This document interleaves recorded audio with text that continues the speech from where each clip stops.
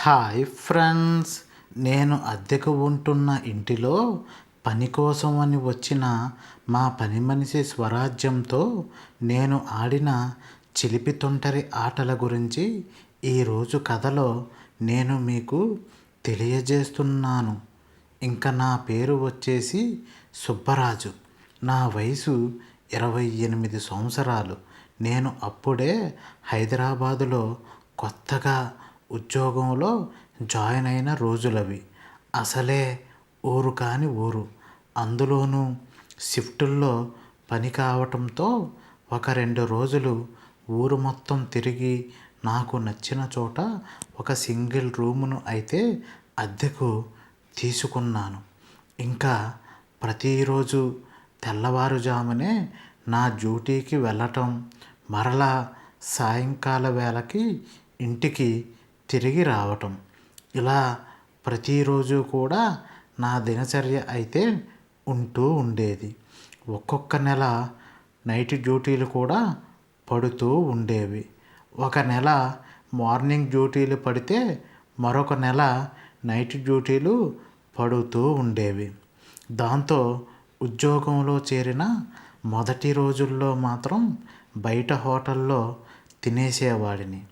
కానీ ప్రతిరోజు బయట తిండే తింటూ ఉంటే ఒంటికి పట్టకపోవడంతో సొంతంగా వంట చేసుకోవటం మొదలుపెట్టాను. కానీ మార్నింగ్ డ్యూటీలు ఉన్నప్పుడు అంట్లు తోముకోవటం నాకు చాలా ఇబ్బందిగా ఉండేది. అయితే జీతం బాగానే ఉంది కాబట్టి ఒక మంచి పని మనిషిని చూసుకుని పెట్టుకుంటే బాగుంటుంది అని అనిపించింది. ఇక్కడ ఎక్కడైనా పని మనిషి దొరుకుతుందేమో అని మా ఇంటి ఓనర్ని అడగడానికి ఒకరోజు పైకి వెళ్ళాను. కానీ అతను అప్పటికే వాళ్ళ హోటల్ దగ్గరికి వెళ్ళిపోయాడు. ఎందుకంటే వాళ్ళది హోటల్ వ్యాపారం. కానీ ఇంట్లో మాత్రం వాళ్ళ ఆవిడైన పంకజం ఆంటీ గారు మాత్రం ఉన్నారు. దాంతో ఆంటీ నన్ను చూసి, ఏంటి బాబు ఇలా వచ్చావని అడగడంతో నాకు ఒక పని మనిషి అర్జెంటుగా కావాలి ఆంటీ, మీకు ఎవరైనా తెలిస్తే చెప్పండి అంటూ అడిగాను. వెంటనే ఆంటీ ఏం పని కోసమో అంటూ నవ్వసాగింది. అయితే ఆంటీ అన్న అర్థం నాకు మొదట్లో అర్థం అవ్వలేదు, కానీ తర్వాత మాత్రం అర్థమయ్యి నాలో నేనే నవ్వుకోసాగాను. ఎందుకంటే ఆంటీ మాత్రం చాలా సరదా మనిషి. ఎప్పుడూ కూడా నవ్వుతూ నవ్విస్తూ చాలా చలాకీగా ఉంటుంది. ఇంచుమించుగా ఒక 30 నుండి 32 సంవత్సరాల వయసు మధ్యలో ఉండి బాగా కండపట్టిన క్యారెట్ హల్వాలా ఉంటుంది. చూడటానికి మాత్రం సినిమా హీరోయిన్ రంభలాగా ఉండి పిటపిటలాడిపోతూ ఉంటుంది. అలా ఆవిడ అన్న ఆ మాట విన్న నేను, అదే ఆంటీ, అంట్లు తోముకోవటానికి నాకు చాలా ఇబ్బంది అయిపోతుంది అంటూ సమాధానాన్ని ఇవ్వసాగాను. వెంటనే ఆంటీ నాకు, తెలుసులేవయ్యా, ఆగు నేను చెబుతాను కదా అంటూ వాళ్ళ పని మనిషి అయిన స్వరాజ్యాన్ని బయటకు పిలిచింది.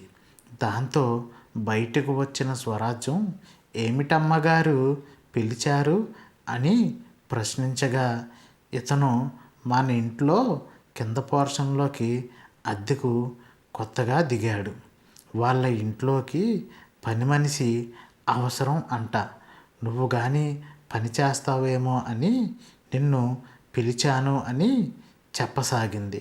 దానితో ఆ పని మనిషి, ఓ దానిదేముందమ్మగారు, ఖచ్చితంగా చేస్తాను, మరి జీతం ఎంత ఇస్తారో అని నన్ను అడగ్గా, నీకు నచ్చే విధంగానే మంచి జీతాన్నే ఇస్తానులే అని చెప్పి మొత్తానికి ఆమెను అయితే పనిలో కుదుర్చేసుకున్నాను.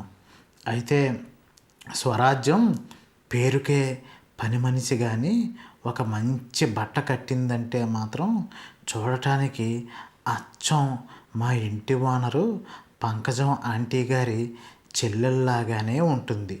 దాంతో మా ఇంటి ఓనరు ఈ అబ్బాయికి రేపటి నుంచి మార్నింగ్ షిఫ్టులంట, కాబట్టి నువ్వు కొంచెం పెందలాడే ఉదయాన్నే బయలుదేరి అక్కడ పని చూసుకుని మరలా మన ఇంటికి పనికి వచ్చేసేయి అని చెప్పడంతో, అలాగే అమ్మగారు అంటూ స్వరాజ్యం కూడా చెప్పడంతో, హమ్మయ్య, మొత్తానికి మా ఇంట్లోకి కూడా నాకు ఒక పని మనిషి అయితే దొరికింది అని నేను హాయిగా ఆ రోజు రాత్రంతా ప్రశాంతంగా నిద్రపోయాను.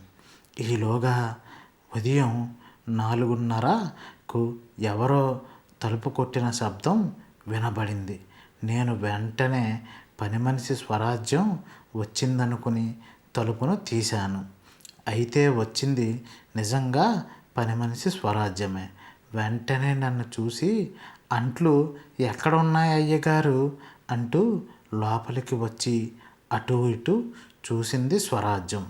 అయితే ఆ బెడ్ లైట్ వెలుతురులో తనకి ఏమీ కూడా సరిగ్గా కనిపించడమే లేదు.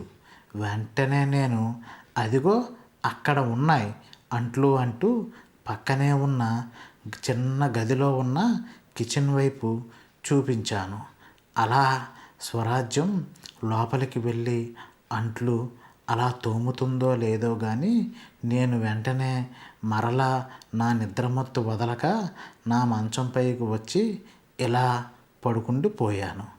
దాంతో ఉన్న ఆ 4 గంటలు కూడా తోమేసిన స్వరాజ్యం పడుకున్న నా దగ్గరకు వచ్చి, అయ్యగారు నా పని అయిపోయింది అంటూ నన్ను లేపే ప్రయత్నం చేయసాగింది. అయితే బాగా నిద్రమత్తులో ఉన్న నేను ఎంతకీ లెగకపోవటంతో నన్ను తట్టి మరీ లేపే ప్రయత్నం చేస్తూ ఉండగా వెంటనే నేను తన చేతిని గట్టిగా పట్టుకుని, ఉండు స్వరాజ్యం, నన్ను ఎందుకు ఇబ్బంది పెడతావు, కాసేపు పడుకొని అంటూ తన చేతిని పట్టుకొని అలా చాలాసేపటి వరకు నిద్రపోసాగాను. దాంతో చాలా రోజుల తర్వాత ఒక మగవాడి స్పర్శ తనకు తగలటంతో స్వరాజ్యంలో కూడా నాపై తుంటరి ఆశలు అనేవి మొదలవ్వసాగాయి. అవును, ఎందుకంటే స్వరాజ్యముకు పెళ్ళి అయిన వారం రోజుల్లోనే తన భర్త స్వరాజ్యం దగ్గర ఉన్న డబ్బు, బంగారం మొత్తం అన్నిటినీ దోచుకుని ఎక్కడికో దూరంగా వెళ్ళిపోసాగాడు. ఇప్పటికీ తనకు పెళ్ళయి 6 సంవత్సరాలు గడుస్తున్నా కూడా అతని ఆచూకీ మాత్రం ఎక్కడా లభ్యం కాలేదు. దాంతో పెళ్ళి మీద అన్న, మగవాళ్ళ మీదన్నా విరక్తి పెంచుకున్న స్వరాజ్యం అలా ఉండిపోయి 4 ఇళ్లల్లో పని చేసుకుంటూ బ్రతుకుతుంది. అలా చాలా కాలం తర్వాత ఎప్పుడు అయితే తనకు ఒక పరాయి మగాడి స్పర్శ తగిలిందో ఉన్నట్టుండి ఒక్కసారిగా మంచంపై పడుకుని ఉన్న నా గుండెలపై గువ్వలాగా ఒదిగిపోసాగింది. వెంటనే నేను పైకి లేచి చూస్తున్న నన్ను చూసి తన కవ్వించే చూపులతో, తన భారీ భారీ అందాలతో రెచ్చగొడుతూ పని మనిషి స్వరాజ్యం నన్ను లోబరుచుకునే ప్రయత్నాన్ని అయితే చేయసాగింది. వెంటనే నేను తన కోరికను అర్థం చేసుకుని మా గది తలుపులను ఒక్కసారిగా మూసివేయసాగాను. వెంటనే నేను తనని నా బెడ్రూమ్లోకి తీసుకుని వెళ్ళి తనపై ముద్దుల దాడిని చేస్తూ తనని పూర్తి నగ్నంగా మార్చి ఒక అరగంట పాటు తన తేటని తీర్చే ప్రయత్నం చేయసాగాను.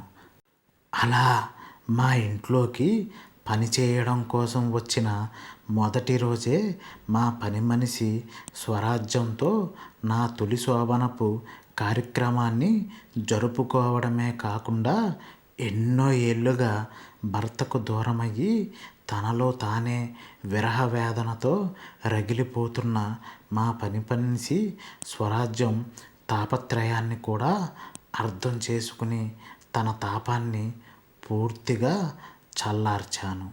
వెంటనే నేను మరలా ఎప్పుడు మన చిలిపి ఆటలు అని స్వరాజ్యాన్ని ప్రశ్నించగా, ఎప్పుడో ఏమిటి, ఇంక ప్రతిరోజును మనకి దీపావళి పండగే అంటూ సిగ్గుతో మురిసిపోతూ ముసిముసి నవ్వులు నవ్వసాగింది. ఇట్లు మీ సుబ్బరాజు. ఓకే ఫ్రెండ్స్, ఈ రోజుకైతే ఇదేనండి మన స్టోరీ. మా వీడియో కనుక మీకు నచ్చినట్టయితే లైక్ చేయండి, షేర్ చేయండి, సబ్స్క్రైబ్ చేసుకోవడం మాత్రం ఎట్టి పరిస్థితుల్లోనూ మర్చిపోకండి ఫ్రెండ్స్. Bye bye.